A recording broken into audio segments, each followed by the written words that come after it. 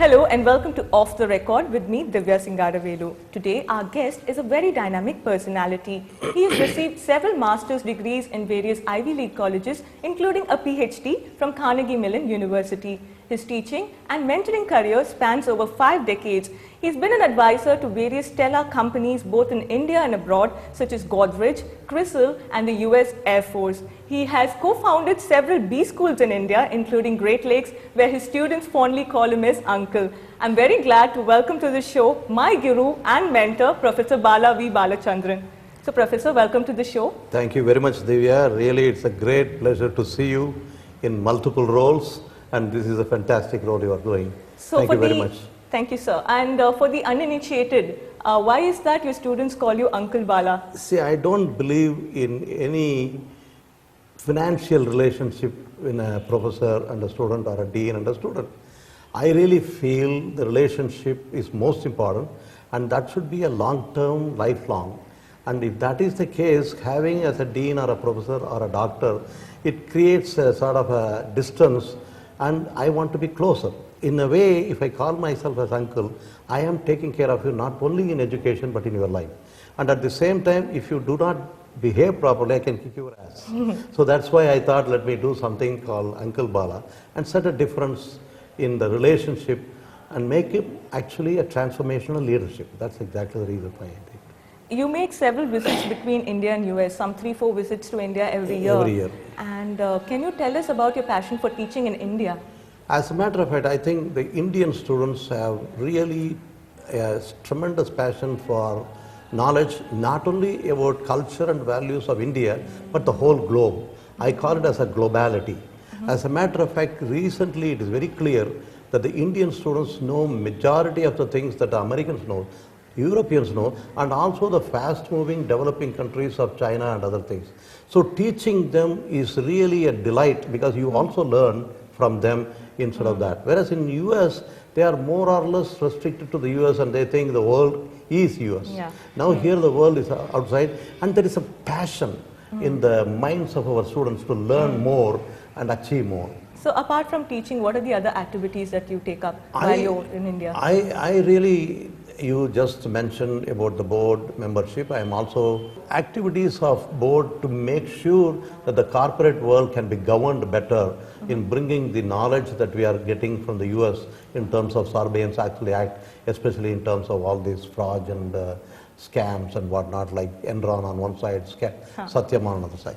The second thing I am also doing is essentially creating leadership program to the top management. For example, to the Cognizant I did recently last year on post-merger integration I did for the Aditya Birla Group, where not only Kumar Birla, the entire senior management were there, and I am now going to do with several other companies like Murugappa Group and whatnot. So essentially, educating the students is one thing, but educating the educated people with the cutting knowledge is also the third thing. So that is what. But I am also very much interested in charitable things, especially if somebody is committing a suicide as a farmer, are we doing, due to this economic prosperity, a service to them or a pain to them? So how do we move the entire population, not necessarily, so C.K. Prahlad called it as the bottom of the pyramid. I don't like the word bottom of the pyramid because that is the base of the pyramid. Correct. Base means not condescending. Correct. Or elitist. So if the base of India is not affluent and not comfortable and prosperous, any superstructure is going to crumble. Correct. The foundation is in the base. Strong. Yeah. So that's why I'm spending some time in this so-called inclusive growth with the Planning Commission and advising the Government of India, including Ministry of Corporate Affairs, in setting up something called Institute of Corporate Affairs, where even villages can also get educated even though they don't have a high school degree. Okay. So these are all the kind of other things I'm doing in India. Okay. Professor Bala, you've been named as one of the top 10 most influential management gurus in the US. How does it feel, first of all, to being an Indian get an honor like that? And secondly, how can one come up to that level? What is your opinion? Well, I am blessed by God. I do not know. Of course, I worked my full effort. And secondly, I was very much keen of whatever you do the best and do it right. Do it right in the first time. So when I became an associate professor at Northwestern, after a PhD I did in, which you have mentioned also from Carnegie Mellon, which also got the first prize in the world. It's not just in the university. Operations Research Society of America conducts the best thesis competition from all over the world. And this is the first time Carnegie Mellon got it, and that is through me. And that is the last time also. Still they don't have anybody else. MIT, Stanford, everybody gets. So that gave me an impetus that even though I come from a poor village in near Pudukkottai, a village called Puduppatti, I can demonstrate to the world that that we can do it. Some people say that you are after all one in the world, what can you do? But probably for the world you may be the one. So I took it that way. So therefore I wanted to do whatever I do with very significant passion. And I want to do it best. So I got the Outstanding Professor of the Year award. Then I made a lot of publications which are all copyrighted, as well as created some new things called activity-based management, strategic profitability management, now something beyond balanced scorecard called sales.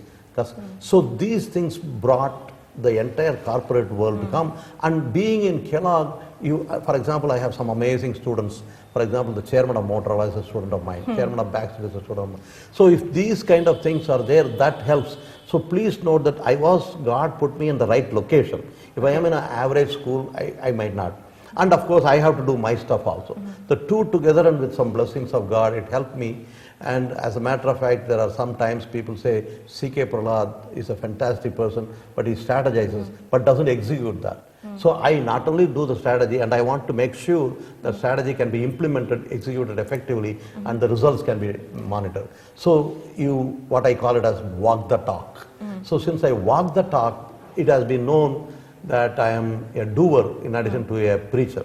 Okay. So that's where I'm doing it. Okay, so you do a lot of things, like you teach, you mentor not just students, but then people in the industry as well. You're an advisor to the board, and that is from your work front. And also you try to balance your family also, being a good husband, good father, good grandfather, good son. How do you manage everything? Where do you get your energy from? I think you are right in many things, but my wife says I'm not a good husband. But anyway, but I would like to I think wives world over tend to say that about their husbands. Right. No, this is just because the reason why she says is, I am most of the time spending time in India and whatnot, so she's alone there. So that's nothing else.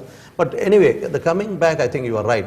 One has to balance between the professional life and the personal life. She has done a remarkable job in raising my children. The first son is now the professor at Columbia Business School, and I am spending the time, and more importantly, the grandchildren. Similarly, the second son is a phenomenal doctor. He is actually the personal physician for even the ruler of Abu Dhabi, that kind of stuff. So I am so pleased that I am blessed with two good children, and they have 2 children each.